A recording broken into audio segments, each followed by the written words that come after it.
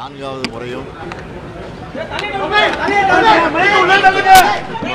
கொளத்தூர் பகுதியில் இருக்கக்கூடிய வாக்காளர் பெருமக்கள் திராவிட முன்னேற்ற கழகத்தின் வேட்பாளராக,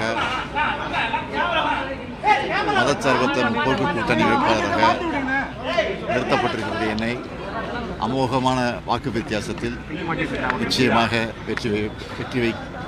வெற்றி பெற வைப்பார்கள் என்று முழு நம்பிக்கையோடு நான் இருக்கிறேன். தமிழகம் முழுவதும் கூட்டணி நீங்க வலுவா அமைச்சிருக்கின்ற ஒரு டாக் இருக்கு. எப்படியான ஒரு பிரச்சாரம் இருக்கும் எதிர்பார்க்கலாம்? எப்போதும் போல வலுவா இருக்கும்.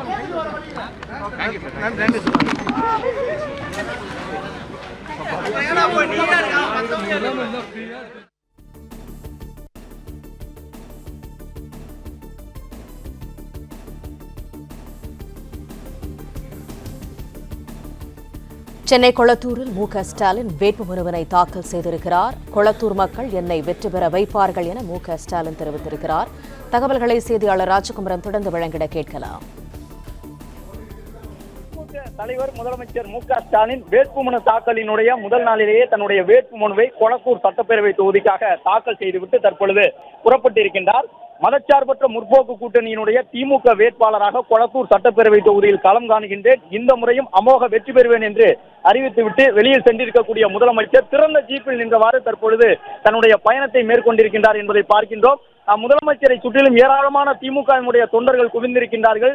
இன்று காலை முதலே கடும் வெயிலையும் பொருட்படுத்தாமல் முதலமைச்சர் கொளத்தூர் சட்டப்பேரவை தொகுதியிலே வேட்புமனு தாக்கல் செய்கின்றார் என்ற செய்தி அறிந்து ஏராளமான திமுக தொண்டர்கள் அங்கு குவிந்திருந்தார்கள். தற்பொழுதும் முதலமைச்சர் திறந்த ஜீப்பில் நின்றவாறு வலம் வந்து வாக்குகளை சேகரித்துக் கொண்டிருக்கின்றார்.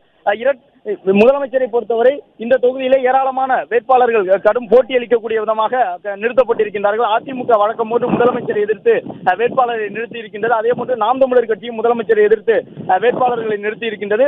அதே போன்று தமிழக வெற்றி கழகமும் இந்த தேர்தலிலும் முதலமைச்சரை எதிர்த்து வேட்பாளரை நிறுத்தி இருக்கின்றது. எனவே அதிமுக, நாம் தமிழர், தமிழக வெற்றி கழகம் என்கின்ற 3 கட்சிகளுடைய வேட்பாளர்கள் நிறுத்தப்பட்டிருக்கின்றார்கள். இந்த நிலையில்தான் தற்போது தமிழக முதலமைச்சர் உதயசூரியன் சின்னத்திற்கு வாக்குகளை சேகரிக்கக்கூடிய விதமாக தொடர்ந்து அங்கே இருக்கக்கூடிய வாக்காளர்கள் மற்றும் நிர்வாகிகளுக்கு இடையே சென்று வாக்குகளை சேகரித்து வருகின்றார். ஆயிரக்கணக்கான வாக்காளர்கள் கொளத்தூர் சட்டப்பேரவை தொகுதியை சார்ந்த திமுகவினுடைய நிர்வாகிகள் இன்று ஏராளமானவர்கள் சாலையினுடைய 2 பக்கமும் குவிந்திருக்கக்கூடிய சூழ்நிலையில் திறந்த ஜீப்பில் வலம் வந்து முதலமைச்சர் தற்பொழுது அந்த பகுதியிலே வாக்குகளை சேகரித்து சென்று கொண்டிருக்கின்றார். முதலமைச்சர் மட்டும் அந்த வாகனத்தில் நின்று கொண்டிருக்கின்றார். அமைச்சர் சேகர் பாபு உள்ளிட்டவர்கள் உடன் வந்தாலும் முதலமைச்சர் மட்டும் அந்த திறந்த ஜீப்பில் நின்றவாறு பயணித்து அங்கே இருக்கக்கூடிய வாக்காளர்களிடம் வாக்குகளை சேகரித்துக் கொண்டிருக்கின்றார். ஏராளமான வாக்காளர்கள் அங்கே குவிந்திருந்து முதலமைச்சருக்கு தங்களுடைய வாழ்த்துக்களை தெரிவிக்கக்கூடிய விதமாக கொளத்தூர் சட்டப்பேரவை தொகுதியில் மீண்டும் போட்டியிடுவதற்கு நன்றி தெரிவிக்கக்கூடிய விதமாக திமுகவினுடைய ஆதரவாளர்கள், தொண்டர்கள் என்று ஏராளமானவர்கள் குவிந்திருக்கக்கூடிய அந்த காட்சிகளை காண முடிகின்றது. முதலமைச்சர் வேட்புமனுவை தாக்கல் செய்து முடித்த பிறகு பெரம்பூர் பாரக் சாலை கொளத்தூர் சட்டப்பேரவை தொகுதிக்கு உட்பட்ட பகுதி, இந்த பகுதியிலே தன்னுடைய வாகனத்தில் சென்று வாக்குகளை சேகரித்து வருகின்றார். இன்னொரு பக்கம் தமிழக வெற்றி கழக தலைவர் விஜய் தன்னுடைய வேட்புமனுவை தாக்கல் செய்திருக்கின்றார். அவரும் இன்னும் சற்று நேரத்தில் வெளியில் வந்து வாக்குகளை சேகரிக்க இருக்கின்றார். முதலமைச்சர் செல்லக்கூடிய அந்த திறந்த ஜீப்பை பார்க்கின்றோம்.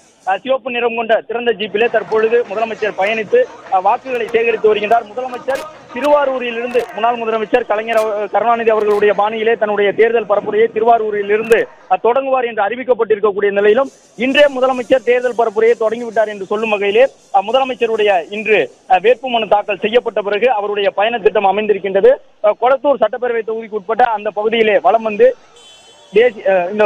அவர்கள் அங்கே காத்திருக்கக்கூடிய நிர்வாகிகளிடையே, தொண்டர்களிடையே வாக்குகளை முதலமைச்சர் சேகரித்து வருகின்றார்.